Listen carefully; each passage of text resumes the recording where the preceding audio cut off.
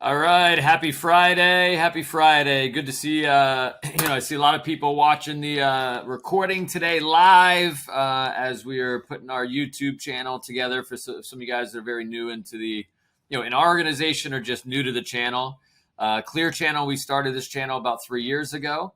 It's an opportunity for me to share some experience over 20 years of being an entrepreneur. But more importantly, I've been inviting a lot of people onto the stage and onto the call and onto the channel to share their wisdom about life and business and being a parent and relationships. I've been super proud of our most recent guests we've had on. I'm a little biased to my wife coming on recently, telling her wisdom about business and life, and obviously most recent with Gareth. I will tell you, for anyone that's watching today live, for the next 2 weeks, we aren't going to be recording on Fridays. There's going to be a little off time for some of our recordings, and I'll tell you some updates to that. And we'll be back again on the, I believe it's the 29th, as I'm looking at our schedule here. I'm sorry, on the 30th will be our next day live recording on Friday morning. We have an entrepreneur that is a friend of a friend out in California that started a nursing company and built it into a multi-million-dollar business that I've been introduced to and getting to know her a little bit off screen. And so, it's been a lot of fun. So I'm going to be bringing her on, as well as a few other notable people. And for anyone that's here in Michigan, we have a local soccer DCFC coach and or head of recruitment that's going to be probably joining us here shortly as well, for anyone that knows the local sports in Michigan. So but I have a couple of different topics I want to talk about today. So it's going to be kind of random, but my goal today is to add some value to your life and for you to have some big takeaways that you can take on. First of all, just want to talk about the news, talk about sports, and talk about life a little bit.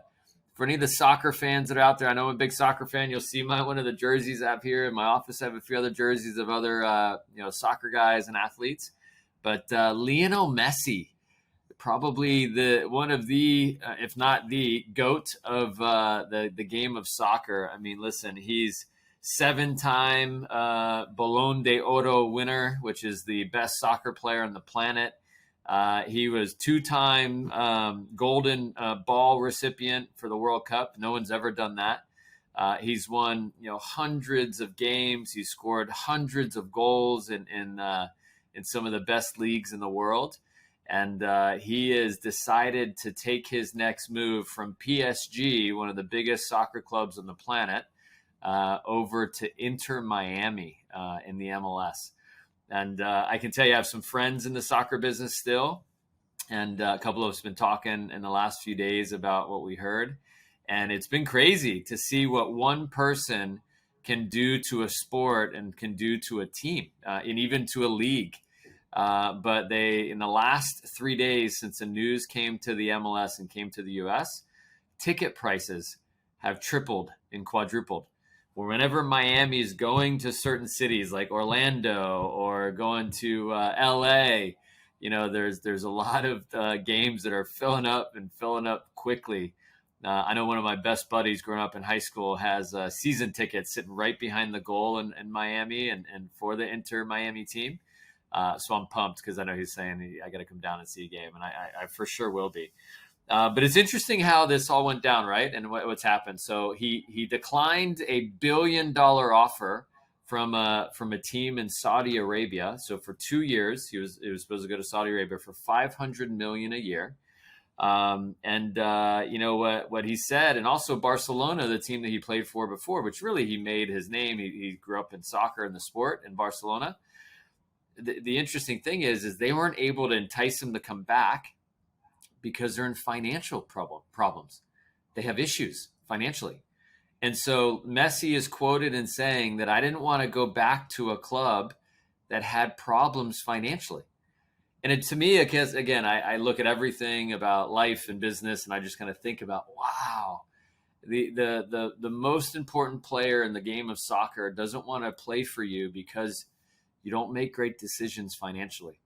And I know I'm an entrepreneur and I know I coach a lot of entrepreneurs and a lot of entrepreneurs watch this, but so I would think about, as a leader, as a coach, as an entrepreneur, and even just people that are watching today, are you smart financially?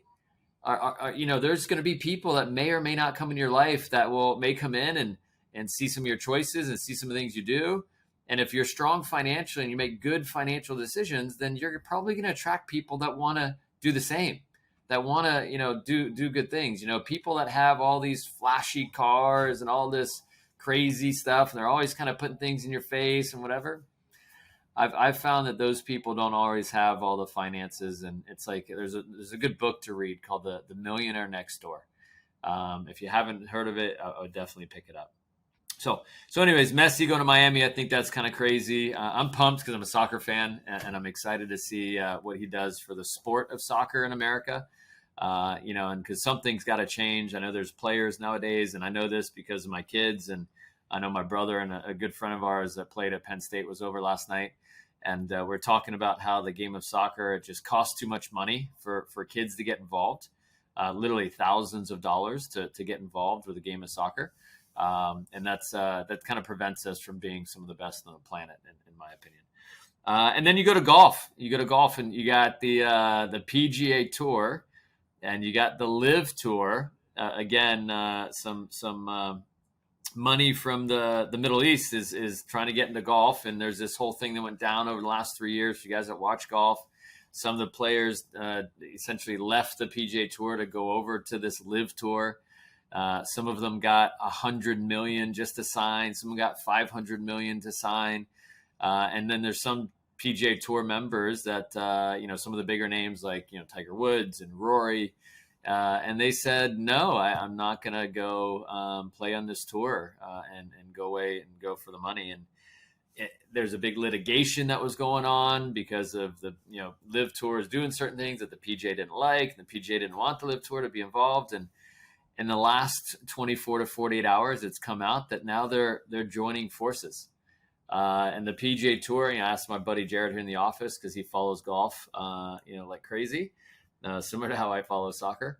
And, and the PGA Tour is going to govern the game of golf. And the PGA Tour is a nonprofit, which is kind of interesting. I don't know if you guys knew that or not. And the Live Tour is going to, it kind of supercharge the game of golf with their finances. There's a lot of, disgruntled, PGA golfers right now. And talk about a bad Tuesday or a bad Wednesday. Can you imagine if you were one of the people that said, and listen, values are more important than money, in my opinion. But there's some people that said no to $200 million not too long ago. And now they're realizing 2 days ago that same tour that they said no to is going to own the tour that they belong to.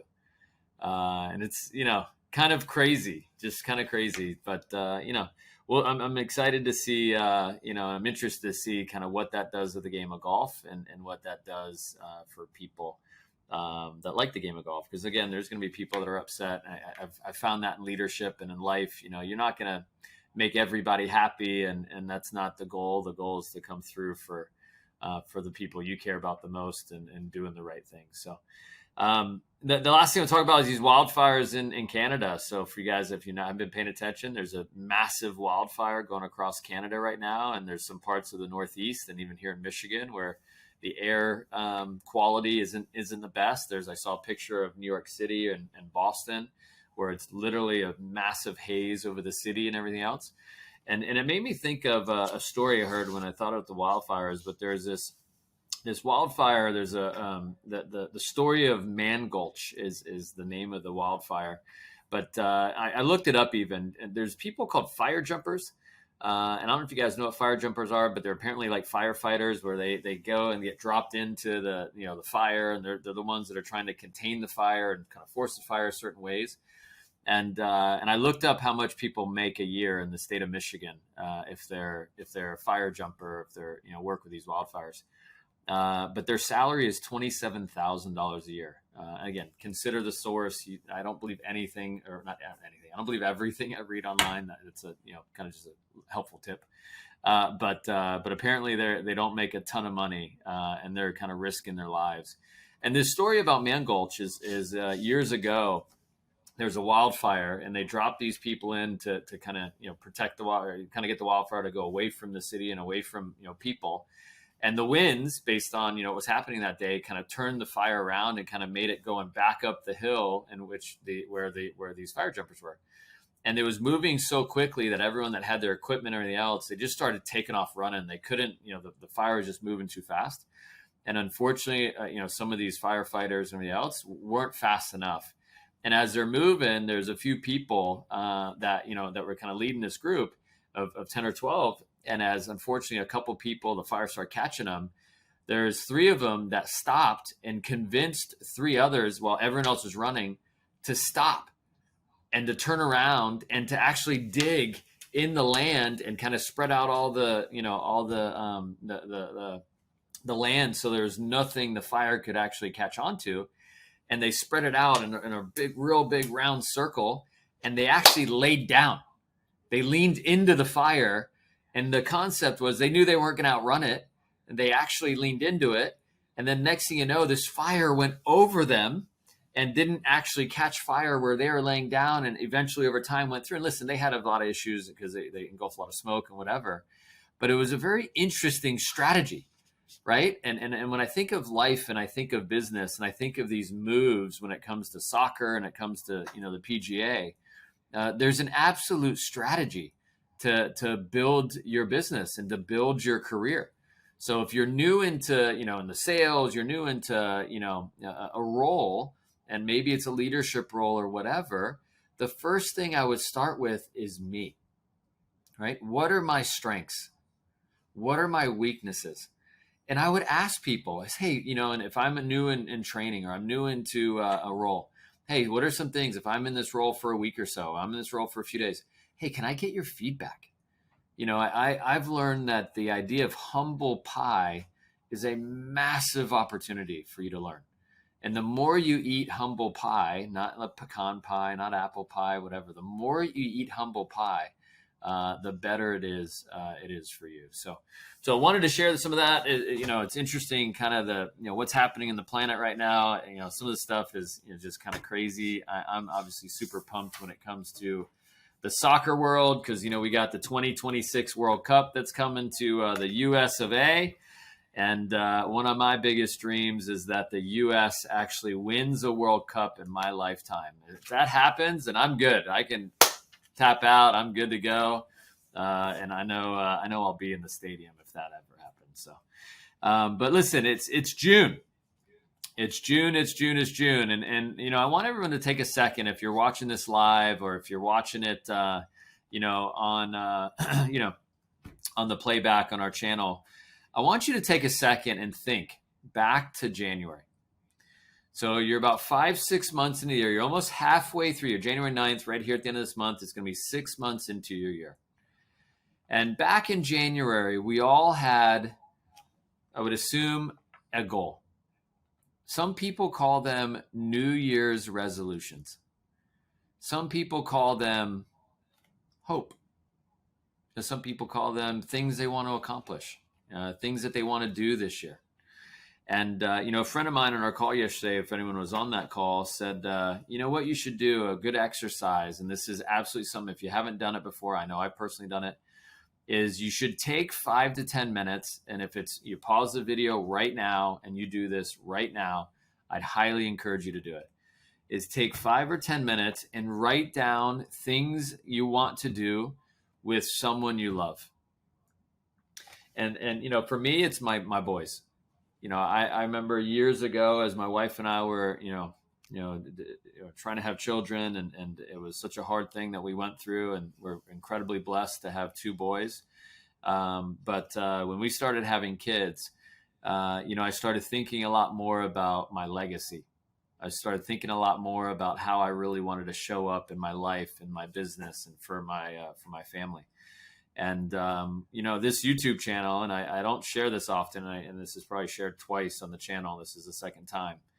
The reason I started this YouTube channel, some people think it's for education. Some people think it's for leadership and sales and business. And yes, it is for those things. The deep meaning why I started this channel is because I don't have a chance to talk to my parents. Unfortunately, my parents passed years ago from cancer, and I wish I could hear them talk. I wish I could hear them educate and just comfort me and everything else. And so when I leave this planet, I know my boys will be able to come onto this channel and they can hear my voice. And I will be able to bring people onto this channel and give them insight and give them, in the prime of me building my business and building our family, they're going to hear me talk about things that are, happening, things that are positive, things that are negative. They're going to hear from incredible people from all different industries. And what I want them to do is get a chance to, just a chance to make it and to do well for themselves and have great families themselves. And so when I think of that, and I think of my boys, and I think of my legacy, that's what I think of when I think about things I want to do. And, one of my big things is going to the World Cup. Every 4 years, I decided 12, 13 years ago that I'm going to every World Cup for the rest of my life. I don't care where it is. I don't care what country it's in. I'm going to either, take my boys with me or, take my brother, which we went last time, and take people from our organization and our business, which was a lot of fun going out to Qatar. We went to Moscow 4 years prior. We went to Rio de Janeiro 4 years prior to that. And so every 4 years, there's going to be, some type of competition or whatever. We like to do that, and some type of travel for soccer. And but what are the things for you? What are the things that you want to do? What are the things that drive you and get you fired up and get you to want to achieve and work hard and do and lean into the hard and lean into the fire, lean into the things that are not easy to do? Is it going to Fiji? Is it giving your mom or dad an opportunity to get them a new car, get them a new place, get them a vacation home, whatever? Is it just spending time? To me, time is the most valuable thing. It's tons more valuable than the amount of money you can make in your life. It's having the ability to have time. And listen, and there's a lot of people, I tell you, I have friends that are in their late 30s and early 40s, and even some that are closer to 50 that have worked in companies and worked in opportunities. And unfortunately, if they're not at that company or they're not at their job, they're not in a position to earn money. They're not in a position to earn income. And so creating a world where you can actually, replace yourself and be in a position where you can coach and develop other people and not actually be at the physical job and still be earning income, that to me is freedom. Because I'm an entrepreneur, because I have a business and I have a, somewhat of a big organization, I don't have to be here every day to continue to, make money. And so I would start thinking down the road about that. But when you think of the things you want, make a list. Make a list of the things you want to do and write, if it's for me, Brady Mason, I'll take him to the World Cup. I love taking him snowboarding and skiing in Utah. We love going on beach vacations. We love traveling to South America to see the Colombian side of my family. Like, these are all things that I put on my list when I think of the things I want to do every year. And, and so the thing is when you're done making that list is instead of having it for someone else, cross it out and write your name at the top. And so if you take 5 minutes to do that, in my opinion, that's all you take from this video today. That, in my opinion, is a massive opportunity. But I was thinking about it, and as my friend yesterday, Brandy, told us on a call I was on, that's an exercise that you should do. It made me think about what I wanted to talk about today. And again, we're almost 6 months into the year, right? And these goals we have, and these New Year's resolutions, we some of us said they had.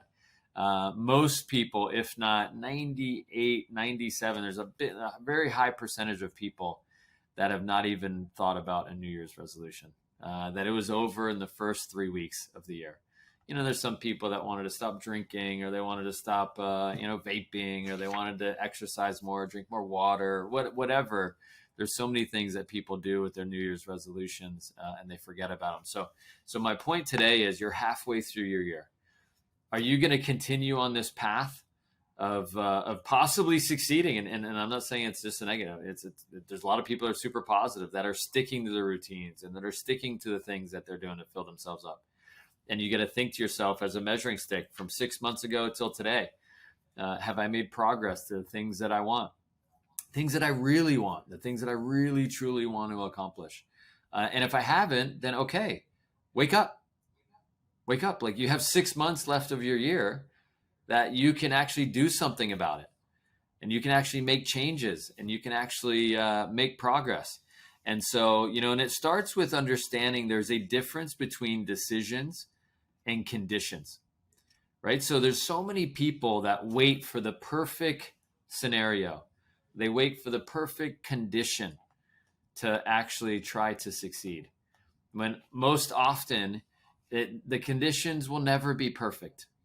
The wave will never be perfect. The situation, the opportunity, whatever, never be perfect. And it's really the decisions you make that determine if the conditions are right. I've had so many people in business that I've coached that they tried to, set up. They have a client in a scenario. I remember a friend of mine that I coached years ago that actually moved and expanded her business and opened a new market in the Midwest, had a client contract and had this contract for a very long time. She moves to the city or moves another person to the city to expand her business. And in their first 30 days of being there, the contract things, leadership changed on the client side, and the contract ended. Fortunately, she had another contract she just finished, so it kind of filled in. But it was a different situation. It kind of changed the dynamic of her business. And and I remember telling her, like, in life and in business, the conditions will change. As a leader, you decide if the conditions affect you or not. And in my opinion, when things happen like that, it's oftentimes a blessing in disguise. It's oftentimes, again, but I just look at things that way. I look at the optimistic. I lean into things in that way because I want to see the positive that comes out of it. Because I know when the times get tough, that people tend to change and they tend to evolve and they tend to grow. But one thing, again, so think about the decisions you're making. It's not the conditions, it's the decisions. The second thing I would think about is your vision. Is your vision as clear as it was back in January when you set these goals? Do you have this, for people that know me in my office, do you keep your vision board close to you?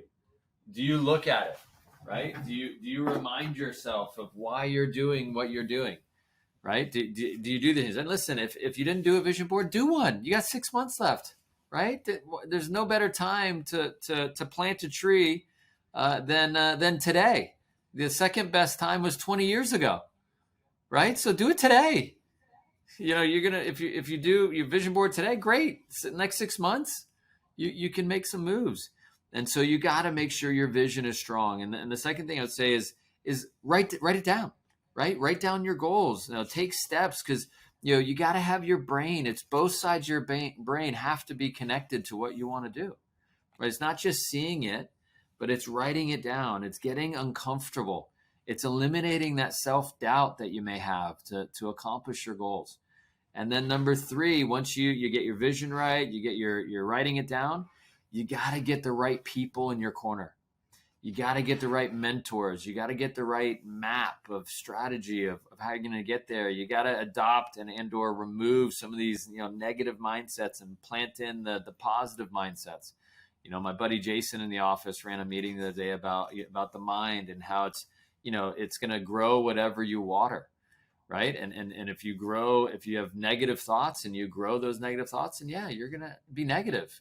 But if you plant positive things, you plant optimistic things, then that's going to grow. And whatever you think about most is going to, and whatever you water and think about most is going to grow in your mind. I'll tell you, and with that being said, with mentors and coaches, just remember that, a mistake that I made young in my career, I went to my parents often for guidance in business, and they were engineers. And although they gave me, some good advice, it wasn't always the best advice I could get, so I adopted a saying in recent years: don't seek counsel from those who you seek comfort from. Oftentimes people that you seek comfort from are the ones that may not understand the full picture of an opportunity in the business world, or may not have the experience in the world. That's why, unfortunately, there's people in relationships and young relationships that tend to oftentimes not to get a lot of support from people as they're trying to start their careers and things. And, it's unfortunate, but getting the right mentors, right maps, the right mindset is vital. And then last but not least is you got to execute. You got to take steps and start making decisions. The only way that you really learn about what you want to do and really how to do things is you make decisions and you actually screw up, right? You practice something and you fail. And listen, failure is such a weird term. In my eyes, you don't really fail. You either fail to take steps ahead, or you fail to learn the lesson, but you don't fail in the game of life. Like the reason why people are successful is they screw up. They make mistakes. I remember the first time I spoke in public speaking wise in front of people, and there was, I don't know, 30 people in the office or whatever. And it was probably the worst public speaking thing that anyone would want to be a part of. I was shaking so bad, like the paper was rattling, like I was so uncomfortable talking in front of people. And, but that's how you learn. I really cared about how I came across. I wanted to improve. I obviously, when I thought of my life long term, I wanted to be in a role of leadership. But the way you learn how to do those things is you take steps. But I will say this: when you do execute and you do screw up, just know that the business world doesn't care how you feel. I've learned that the hard way, right? That the business world is going to move with you or without you. And so if you get emotional about things that don't go your way, the business world doesn't really care. You just got to take it on the chin and learn that, hey, life happens sometimes, and move forward. So I wanted to share some of those things. I think it's been a crazy, awesome week this week in the first week of June. Again, excited about what's happening in the soccer world. I'm interested to see what's happening in the golf world. But the main point today, if you're watching again this live or you're watching it on the playback on the channel, is that making the list. I think that's a huge takeaway. That's in my eyes an action for anyone that's watching it. And then the other thing is I would say an action item to take away to think about your year. Hey, where am I at in my year? What's the yardstick? We're halfway there. Have we made progress to hitting our goals? Have we not? Okay, cool. What are some things we did great? What are some things that we didn't do so well? Take all those things, sit in front of a coach, sit in front of someone you respect, that you look up to, that can help you make changes. So by the end of this year, what I want for every single person that's listening to this or that's watching this someday is what I want is by the end of the year, you are incredibly fulfilled. That you have this, situation in life and business and relationships where you're just filled with warmth, you're filled with love, you're filled with finance, and you're making moves to doing the things that you really want to do.